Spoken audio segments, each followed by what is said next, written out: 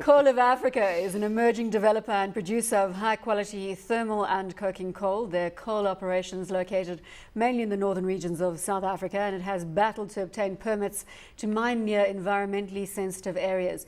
It has a market cap of 3.7 billion rand, but is not currently profitable and pays no dividends. Do we write it off, Coal of Africa? I know that Mark Ingham loves Coal of Africa. And so does Craig, so we must let him have the stage and me stop booming on. But, it's it's a developing company in the sense that it's got this, sizable asset up in the Vele project close to Mapungubwe, the old historic site where gold was produced many centuries ago. So that's the sensitivity, but I think they are working on it. But the share price tells the story, and that is that the market's not so sure how this value is going to be unlocked. And as Paul said, we'll get him off his soapbox and pass it to you, Craig. Yeah, well, look, I took a position around just about 4.30 or so, which it was really speculative on the basis that Exxaro were going to take their 30% offer on the Mercado project.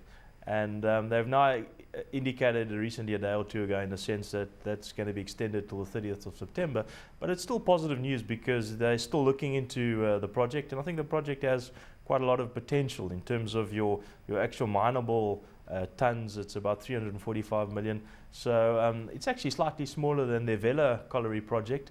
And both of these are starting to get a bit of, the Vela's getting a bit of momentum anyway, and Mercado's still in investigative stages. But I think if Exxaro comes aboard, then certainly there's a lot of legs on the share price. I mean, in the heyday, it was a 14, 15 rand share, not making any earnings. So, one can't really rate it on earnings now at the moment. I think people have just lost sight of unfunded development companies. But what's nice is the first phase of Vela is totally funded. If Exxaro comes aboard, there's money there. So I'm not too concerned about short-term funding issues. And look at that spike. If you look at the graph, we were at just under 37 rand 50 at an all-time high, I'm assuming. Yeah, so that was in the glory days, because this was a coal deposit. It's about a 1.3 billion ton coal deposit. It's largely anthracitic coal, so it's the high calorie content, high carbon content stuff that you can use for coking coal to make steel. Very desirable, double the price of steam coal, and a lot of it goes into the export market as well.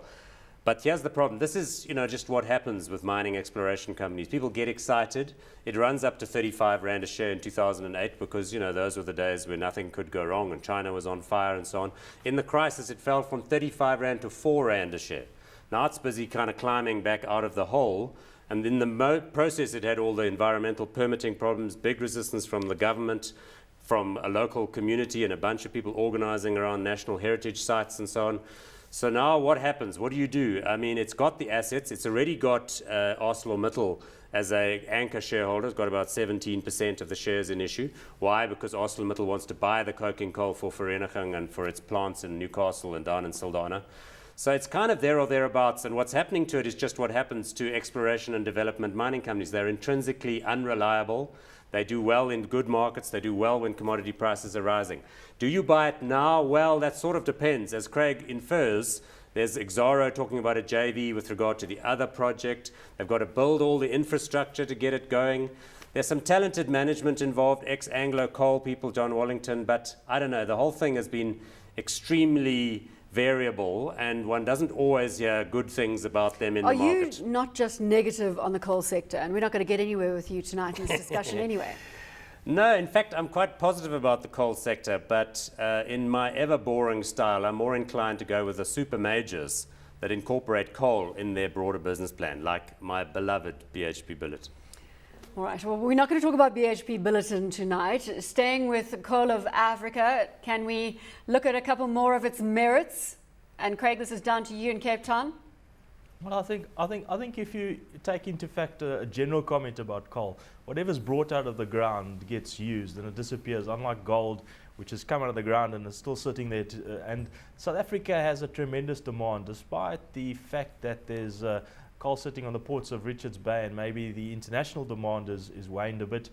We still have demand even inland for coal. So I think some time before these projects come on stream, but this is when you really want to get in, to get the real upswing in terms of price.